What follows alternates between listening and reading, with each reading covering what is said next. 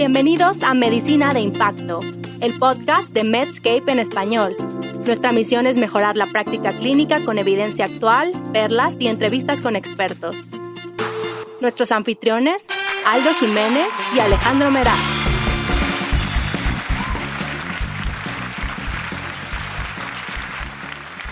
Hola, bienvenidos de nueva cuenta a Medicina de Impacto por Medscape en español.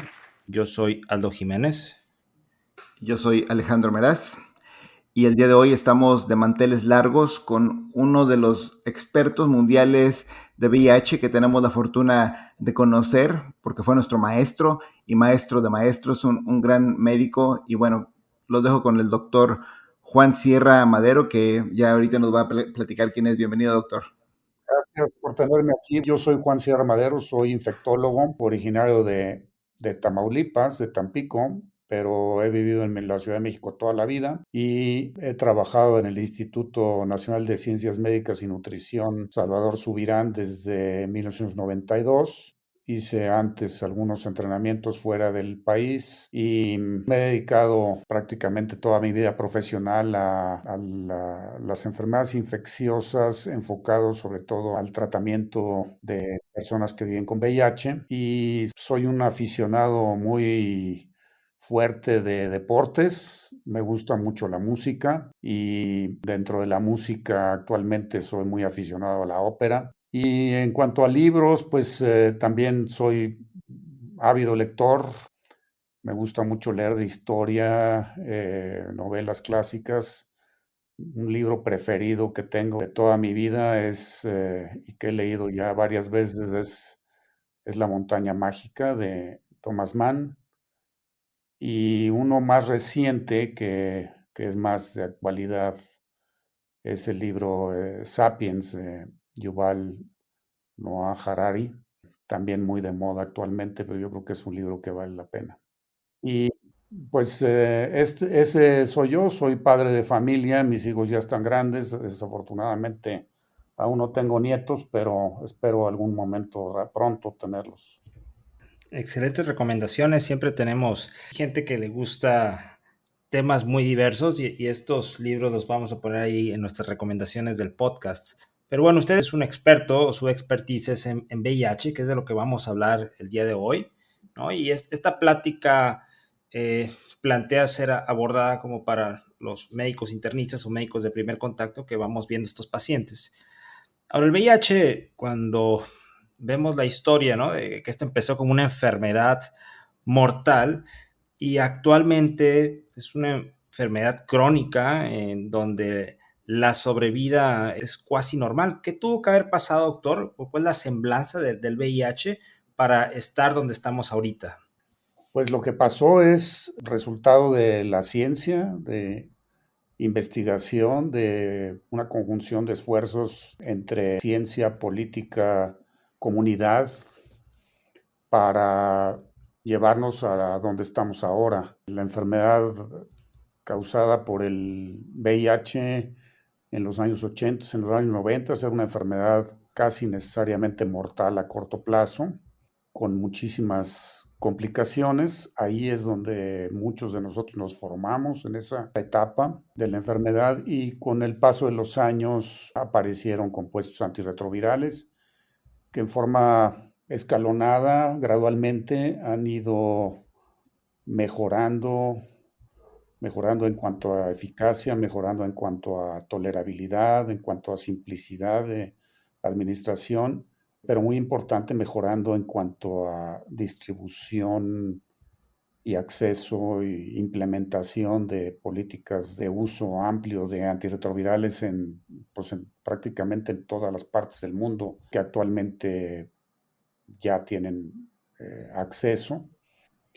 Esto es algo que en los años 90, cuando empezó a haber tratamiento antirretroviral de alta eficacia, lo que se llamaba en aquel entonces HAART, eran las siglas en inglés, pues realmente no se concebía como una posibilidad.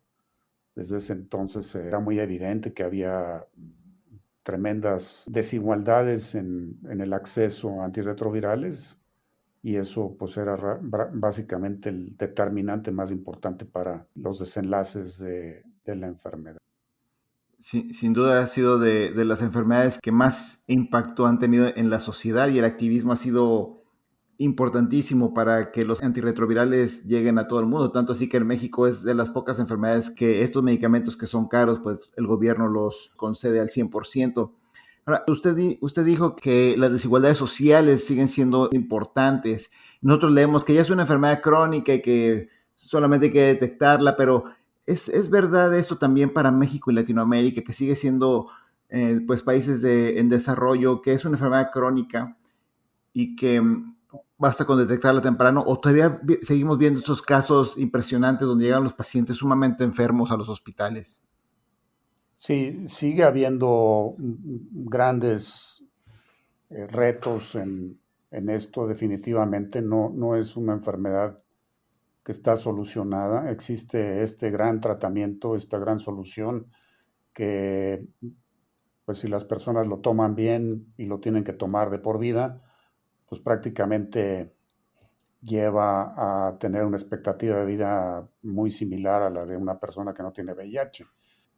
Pero el reto es hacer llegar esos tratamientos a toda la población, no solamente desde el punto de vista del financiamiento, de dar acceso, sino pues llegar a donde están las personas que están sufriendo la enfermedad, y vencer una serie de obstáculos adicionales que son pues estas condiciones sociales que muchas veces padecen las personas afectadas, en donde tienen poco acceso a servicios de salud, tienen poco acceso a la información. Existe mucho estigma, por ejemplo, también estigma y discriminación hacia el VIH, y eso retrasa la detección oportuna y el ingreso de personas a tratamiento. Entonces ya los retos dejan de ser mucho médicos y se vuelven más de tipo social, de tipo pues económico, y eso es lo que estamos enfrentando mucho en América Latina y en México también.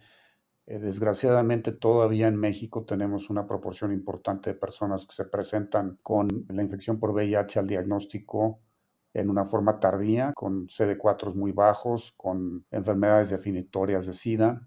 Eso es un reto a vencer que no depende puramente de cuestiones médicas. Es un tema de servicios de salud, es un tema de organizaciones y de organización de los sistemas de salud y de estas cosas que mencioné sobre acceso a información, sobre educación y sobre estigma y discriminación.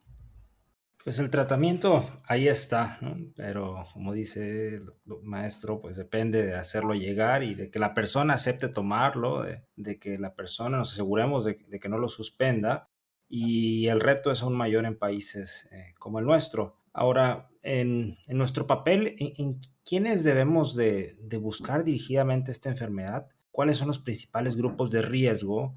Y en relación a este estigma, ¿no? ¿Debe haber algún consentimiento para hacer este escrutinio o podemos solamente realizarlo? Pues digo, son preguntas bien interesantes y yo creo que es parte del problema de por qué mucha gente está presentándose en forma tardía en nuestro país y en otros países también. ¿A quién ofrecerlo? Pues realmente cualquier persona, hombre y mujer, que sea sexualmente activo, debería de acceder a hacerse pruebas de VIH. Personas que tienen contacto con el sistema de salud en cualquier chequeo, cualquier revisión médica, deberían de hacerse pruebas de VIH como forma de detección rutinaria temprana, o sea, incorporar la prueba a las pruebas que hacemos, pues como de detección de diabetes, detección de cáncer, detección de hipercolesterolemia. Eso es una recomendación que ya tiene muchos años por diferentes agencias y desgraciadamente en México nos ha costado trabajo implementar. En México, sobre todo hombres que tienen sexo con hombres, personas trans, y dentro de estas personas, pues aquellas que se presenten con enfermedades de transmisión sexual o aquellas que refieran tener relaciones no protegidas con diverso número de parejas. Existe en algunas zonas del país transmisión por vía parenteral, por ejemplo, en usuarios de drogas intravenosas, sobre todo en zonas fronterizas del norte. Y luego viene el tema de las mujeres. O sea, en mujeres se ha recomendado como algo ya obligatorio, como una recomendación obligada hacerlo en mujeres embarazadas. Y pues esto ayuda mucho porque pues es una forma de que la mujer acceda a la prueba. Pero debería de haber otras oportunidades de testeo en mujeres. Por ejemplo, en clínicas donde se hace detección para cáncer cervicuterino, pueden ser buenas oportunidades para hacer testeo de VIH también. Entonces, sí hay que cambiar un poco ese concepto y tratar de hacer la prueba lo más disponible posible. Esas son acciones pues, que el gobierno mexicano a través de Censida ha tratado de incorporar, sí ha reconocido. Sin embargo, falta mucho para implementarlas en forma óptima. En cuanto al consentimiento para hacer testeo, sí, en México está normado. Todavía se necesita que la persona firme un consentimiento específico para hacer una prueba de VIH. Desgraciadamente ha sido también esto un obstáculo para que las pruebas se puedan hacer en forma amplia. Ahora, Doc, ¿cómo hacer el diagnóstico de VIH? ¿Cuáles son las pruebas actuales que tenemos y qué caminito debemos de seguir ya que hacemos el screening? ¿Con cuál hacerla? ¿Cómo confirmar? Etcétera. Este algoritmo, digamos, también ha cambiado un poco últimamente. La prueba de escrutinio, la prueba de detección, sigue siendo una prueba basada en anticuerpos, que puede ser la típica prueba de ELISA. Estas pruebas de ELISA han ido mejorando con el tiempo. Actualmente tenemos unas de cuarta generación automatizadas que son muy eficientes y que detectan, básicamente lo que han hecho es que tienen mejor sensibilidad y que tienen la posibilidad de detectar en forma más temprana las personas que se han infectado.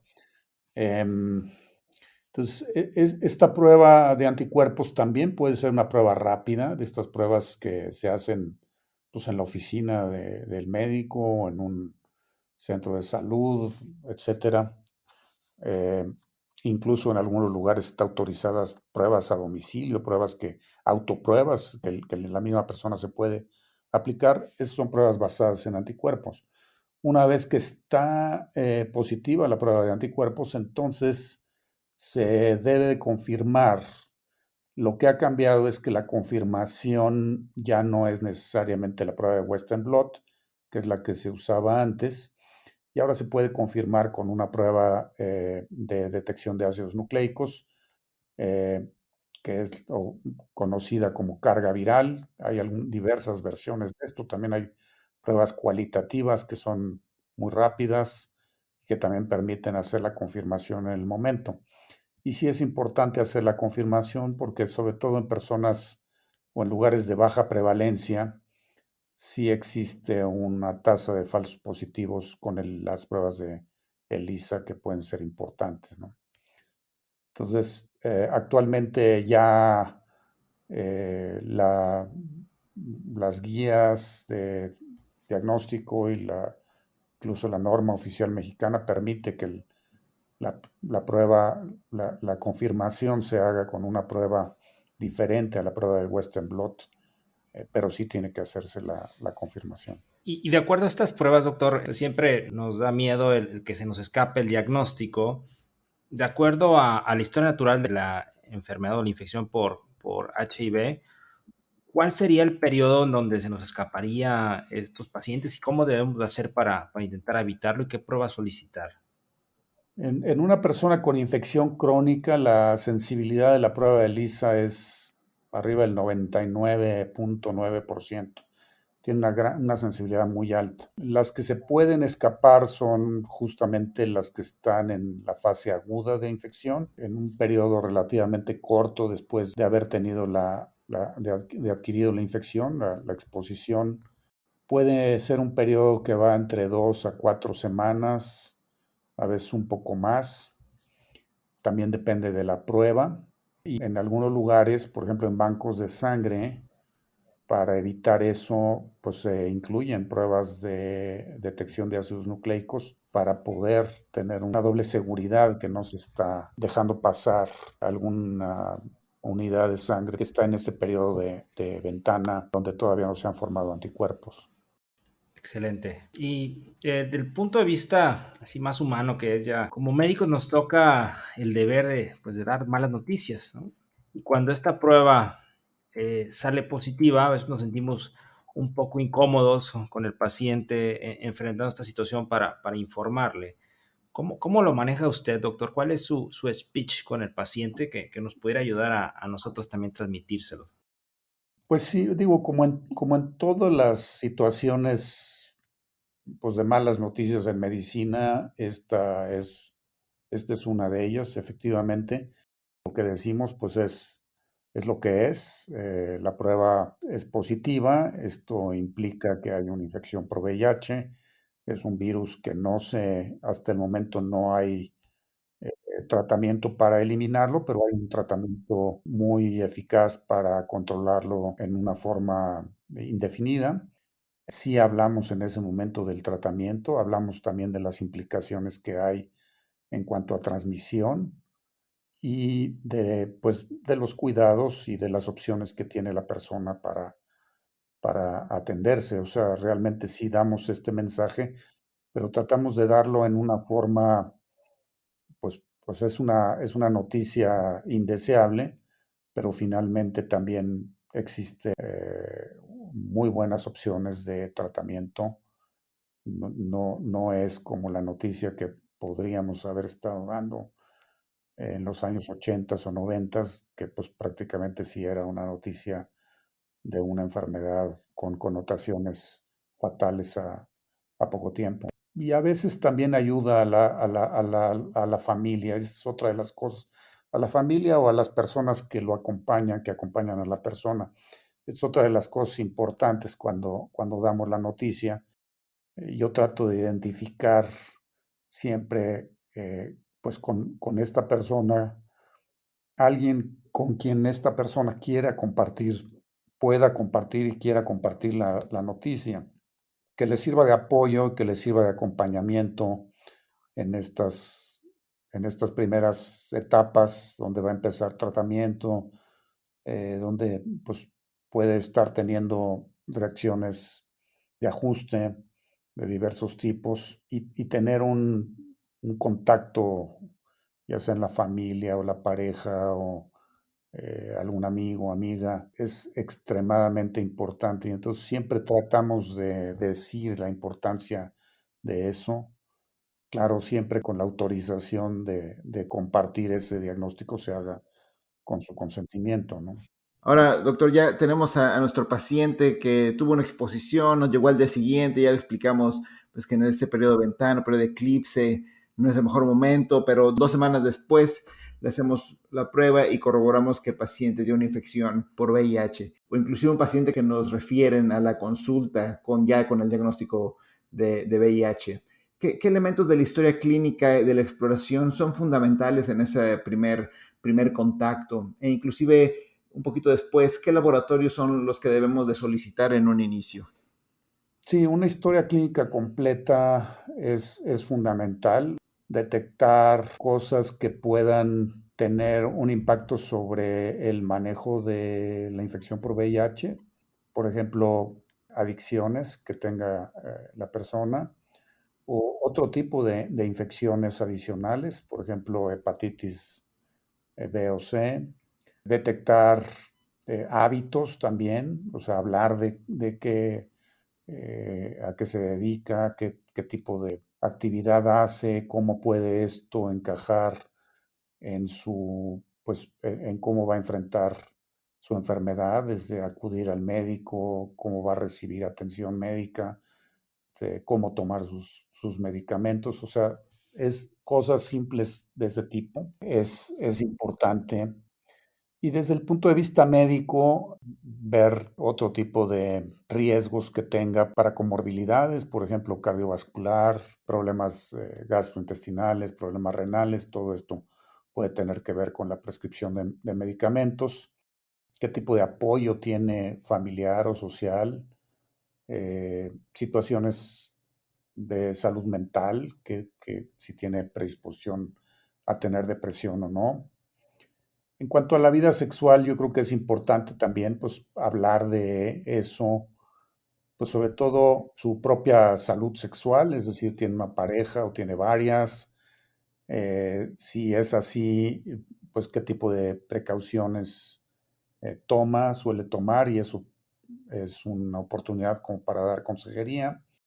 Hay que hablar ahí del efecto del tratamiento en la transmisión. Prácticamente elimina, una vez que la carga viral es indetectable, se elimina la posibilidad de transmisión. Es una buena oportunidad de hablar de eso. Cuando se habla de la historia de vida sexual, pues no me gusta mucho ser tan detallado en el número de parejas, en exactamente cuáles son las prácticas que pueden haberlo puesto en riesgo, porque a lo mejor en ese momento esto ya no tiene tanta relevancia para la persona. Puede tener relevancia más adelante como para el tema de exposición a otras enfermedades de transmisión sexual y para transmisión del mismo VIH si es que no está bien controlado. Pero creo que hay que tratar de ser lo más discretos posible y dejar un poco la libertad que la persona hable de eso. Y luego también hablar sobre vacunación, historia de vacunación, qué tipo de vacunas ha accedido ya en su vida, pues desde niño y en su vida adulta, para complementar lo que haga falta. Desde luego, historia de alguna enfermedad oportunista, como tuberculosis, dónde ha vivido también es importante para algunas infecciones endémicas. Desde luego también alergias, medicamentos que tiene que tomar por alguna razón. Esto es una historia importante también, es una parte importante de la historia porque eh, tenemos que cuidar las interacciones medicamentosas. Digamos, esas son algunas de las cosas específicas que en este momento puedo identificar, desde luego sin dejar de completar pues una historia clínica completa, ¿no? Con todos los elementos de interrogatorio y exploración física que ya conocemos. Excelente, gracias. Creo que cumplió con las expectativas que esperábamos escuchar sobre cómo abordar a estos pacientes de forma inicial. Y como comentaba Meraz, ¿no? de este caso hipotético donde ya tenemos el diagnóstico, le solicitamos estos estudios basales y ahora pues la parte del tratamiento. Recuerdo cuando nosotros hacíamos la residencia había ciertos límites CD4 para iniciar, que eso me gustaría que nos comentara cómo ha cambiado, ¿no? En a quién iniciar el tratamiento, cuándo iniciarlo y cuáles son los esquemas de tratamientos habituales de esta terapia antirretroviral. Sí, bueno, efectivamente sí ha habido una evolución importante en este tema. En algún momento, la primera década de este siglo, sí había algunas guías internacionales recomendaban inicio de tratamiento antirretroviral solamente en personas que tenían CD4 bajos. Estaba guiado por CD4, es decir, lo que condiciona el riesgo de tener infecciones oportunistas. El tratamiento antirretroviral estaba condicionado a eso, a que la persona no evolucionara hacia tener SIDA. Y después se vio y se hizo, había evidencia muy fuerte a través de estudios observacionales, pero gracias a un ensayo clínico muy grande, también internacional, multicéntrico, que se llamó START, pues se pudo demostrar que iniciar tratamiento con cualquier nivel de CD4, arriba de 500 incluso, era mejor que diferirlo, que esperar a que los CD4 llegaran a cierto nivel, que era un poco la conducta en algunas guías de tratamiento en aquel entonces. Actualmente ya la recomendación es que todo mundo inicie tratamiento desde el principio. Hay un beneficio claro, tanto en cuanto a la progresión a SIDA, como en otro tipo de comorbilidades, como en otro tipo de consecuencias que puede tener la viremia persistente que ocurre en estas personas, ¿no? Y así como ha evolucionado el tema de cuándo iniciar el tratamiento, también ha evolucionado el tipo de tratamiento. Los tratamientos a principios de la década del 2000, la primera década del 2000 era tratamientos con base a inhibidores de proteasa principalmente. Luego se cambió a inhibidores de transcriptasa reversa no nucleósidos, específicamente efavirenz, y ese tratamiento fue el tratamiento de elección durante varios años, hasta 2015, 2016, que empezaron a salir los primeros estudios comparativos con inhibidores de integrasa, que mostraron beneficios, sobre todo en tolerabilidad, sobre los esquemas basados en efavirenz. Y actualmente, pues es el estándar de tratamiento, iniciar con inhibidores de integrasa. Es increíble cómo ha cambiado todo esto. A nosotros todavía en la residencia nos tocó esa situación de no dar tratamiento a menos que los CD4 estuvieran menos de 200, y también lo que usted nos dice, el efavirenz y emtricitabina, creo que era lo que utilizamos para todo. Bueno, ya ni me acuerdo cuáles eran, la verdad. Y ahorita un poquito leyendo del tema, pues ya me di cuenta que los inhibidores de integrasa son el backbone, la columna vertebral de la terapéutica moderna. Y esa otra situación, ese estudio que nos mencionó salió justo cuando estábamos terminando medicina interna por ahí. Y también fue fue también justo ese estudio que nos mostró que había que iniciarle a todos los pacientes y tal vez cuanto antes mejor. Ahora, ¿existe todavía alguna situación específica que debemos de esperar a dar el tratamiento? Me acuerdo mucho de estos síndromes de reconstitución inmune que tanto les temíamos, pero yo no estoy seguro que eso estuviera basado en evidencia. Sí, bueno, sí ya hay ciertas situaciones que sí sabemos que vale la pena esperar, y hay otras que sabemos que puede ser un problema, el síndrome inflamatorio de reconstitución inmune, pero que de todas maneras es mejor empezar tratamiento. Entonces, la situación específica en donde no se debe de esperar es personas que tienen tuberculosis que no sea del sistema nervioso central, y CD4 bajos. Esas personas están muy propensas a tener el síndrome inflamatorio de reconstitución inmune. Sin embargo, esperar iniciar antirretrovirales se asocia con mayor mortalidad, y esto ha sido demostrado ya en varios ensayos clínicos controlados. En donde sí se ha visto que es mejor esperar es en Cryptococcus meningia, posiblemente en otro tipo de infecciones en donde está afectado el sistema nervioso central, como la misma tuberculosis. Eh, Posiblemente también en retinitis por citomegalovirus. Y desde luego en casos en los que la persona no tenga una disposición muy adecuada para empezar a tomar los medicamentos.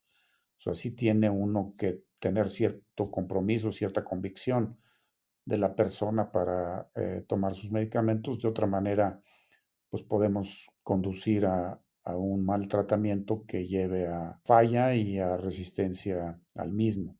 Hay realmente muy pocos casos en los que se recomienda esperar, y esperar quiere decir 5, 8 semanas después de haber iniciado tratamiento para la infección del sistema nervioso central, en el caso de Cryptococcus meningia, una vez que se haya documentado que la infección está controlada, ¿no?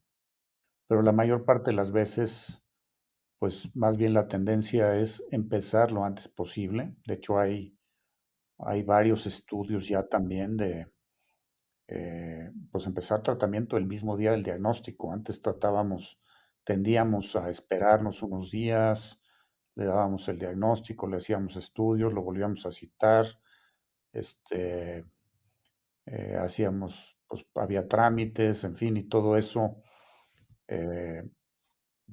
nosotros pensábamos que era una forma de ir preparando a la persona para empezar el tratamiento antirretroviral, y ahora hay una tendencia importante de buscar, por lo menos en algunas personas que sí pueden caer en una situación ideal para esto, empezar el tratamiento el mismo día del diagnóstico. Y ya tenemos medicamentos que son ideales para eso también, que antes también teníamos que esperar a que salieran resultados de ciertos estudios y dependiendo de eso eh, escogíamos el tratamiento o a lo mejor nos esperábamos un poco más, ¿no? Entonces, es básicamente eso. Ahorita ya es poco recomendable, salvo muy pocas excepciones, hacer estos periodos de espera. Excelente, entonces terapia antirretroviral para todos con esas pocas excepciones. Y hablábamos de los CD4, ¿no? Los CD4 que antes eran una limitante para saber cuándo iniciar o no este tratamiento antirretroviral, pero también han sido guía para dar estos tratamientos profilácticos de estas enfermedades oportunistas, dado que nuestro sistema inmune debilitado en estos pacientes, pues los confiere en mayor riesgo para bichos que habitualmente no nos harían mucho daño. ¿Y cuál es el estado de arte, doctor, de este profilaxis primaria en pacientes con VIH para estas enfermedades oportunistas? Pues la profilaxis primaria que más, pues digamos, más ganancia tiene, más resultado positivo tiene indudablemente es la profilaxis para neumocistis, girovesi con trimetoprim sulfametoxazol o algunos otros compuestos en caso de que haya hipersensibilidad que no se pueda revertir. Esta es una, pues realmente es algo que no queda la menor duda del beneficio. Hay otras situaciones menos claras. Bueno, por ejemplo, toxoplasmosis también es una situación en donde hay un beneficio cuando hay nivel de CD4 muy bajo y la serología positiva para toxoplasma, pero el mismo tratamiento que previene neumocistis también previene toxoplasmosis, que es el mismo trimetoprim sulfa.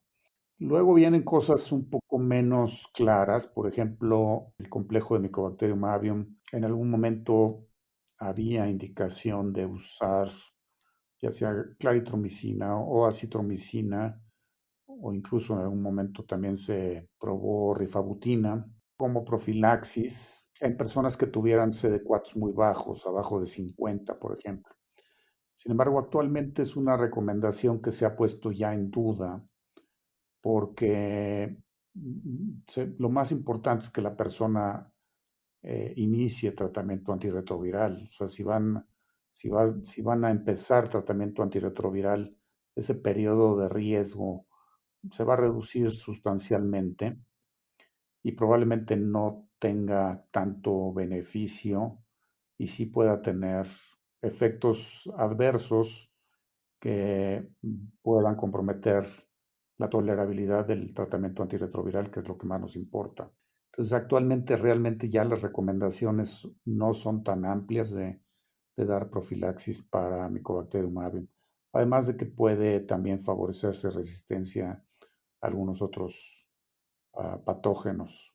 Algunas otras profilaxis que también se han propuesto, por ejemplo, en regiones endémicas para coccidioidomicosis en el suroeste de Estados Unidos o noroeste de México o el norte de México en general, la prevalencia de coccidioidomicosis es alta y en esas regiones hay muchas personas expertas que recomiendan dar profilaxis primaria en personas con CD4 muy bajos con fluconazol. Y luego viene el tema de criptococosis, también en regiones de muy alta prevalencia. Hay ya varios estudios que siguen el algoritmo de realizar una prueba rápida de detección de antígeno de criptococo en sangre. Y si esta prueba sale positiva, entonces, aunque la persona esté asintomática, entonces dar profilaxis primaria con fluconazol.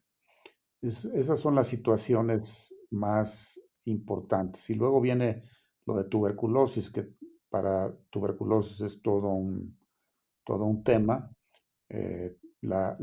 Indudablemente el tratamiento preventivo de tuberculosis, que es más bien tratamiento de tuberculosis latente, hace una gran diferencia en mortalidad en lugares de alta prevalencia de TB.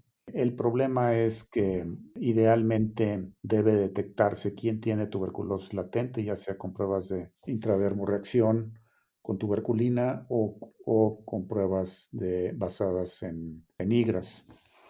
Y esos son los que se benefician más. Ahora, en algunos lugares sí se usa rutinariamente profilaxis con isoniazida, aún sin tener resultados positivos de estas pruebas, sobre todo en personas con inmunosupresión muy avanzada, que estas pruebas pueden ser no concluyentes, ¿no? Y pueden ser indeterminadas. Y es ahí donde entra mucho la controversia. Yo creo que depende mucho de la prevalencia en cada zona para recomendar esto o no.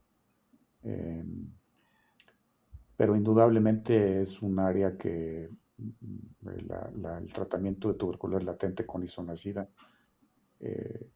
que hace una gran diferencia en sobrevida en lugares de alta prevalencia. Muchas gracias por aclararnos eso. Es otra de las cosas que cambiaron mucho. Nosotros estábamos a la mano con la acitromicina para los CD4 muy bajos. Bueno, ya por último, doctor, casi ya para finalizar, ya que iniciamos el tratamiento antirretroviral en un paciente, ¿cómo podemos evaluar la respuesta? ¿Qué metas o qué parámetros se siguen? ¿Y cada cuánto se deben de citar estos pacientes una vez que iniciamos el tratamiento? Pues este es un área, cada cuánto citar a los pacientes es un área en donde hay poca información basada en evidencia realmente. Nosotros lo hacemos cada 6 meses y esa es una recomendación casi general, pero pues igual podría ser una vez al año y muchos pensamos que podría ser suficiente para cierto grupo de pacientes. ¿Y qué hacer de control? Pues realmente una vez iniciado el tratamiento antirretroviral, la prueba de control ideal es la prueba de carga viral. O sea, el objetivo del tratamiento es hacer que la carga viral se haga indetectable y que se mantenga así en forma indefinida. ¿Y al cuánto tiempo? Pues más o menos a los 2 meses, máximo 4 meses de haber iniciado el tratamiento, ya debemos de ver que esta carga viral sea indetectable. El tema de los CD4 como prueba de monitoreo también ha cambiado. Antes era parte de las recomendaciones, incluir el seguimiento de los CD4. Ahora se sabe que si los CD4 están arriba de cierto nivel, sobre todo arriba de 200 o 350, y la carga viral está indetectable, realmente no tiene mucho sentido estar haciendo mediciones de CD4 a la par que la carga viral, y esto también se ha demostrado ya con algunos estudios. Y pues básicamente, una vez que la persona está indetectable, lo que sigue es adherencia al tratamiento y todo lo que influye en que la persona se adhiera al tratamiento, desde los factores mismos de la persona como los factores del sistema de salud, todo lo que pueda haber alrededor, pues es lo que hace que una persona se mantenga indetectable pues indefinidamente. Excelente. De acuerdísimo. Bueno, doctor, pues muchas gracias por haber aceptado nuestra invitación. Fue una plática muy amena, muy informativa, nos actualizó a los que no vemos frecuentemente este tema y creo que vamos a poderlo transmitir de la misma forma a nuestra audiencia. Pues al contrario, muchas gracias a ustedes. Estuvo excelente y esperemos tenerlo después con algún otro tema candente de infectología. Y acuérdense, el doctor Sierra está en Twitter como @JSmadero. Síganlo, se avienta unos tweets excelentes, yo soy fan. Entonces, para que todos lo tengan. Esto fue Medicina de Impacto. No se olviden de suscribirse y calificarnos. Recuerden, el objetivo de este podcast es meramente educativo y no es equivalente a un consejo médico.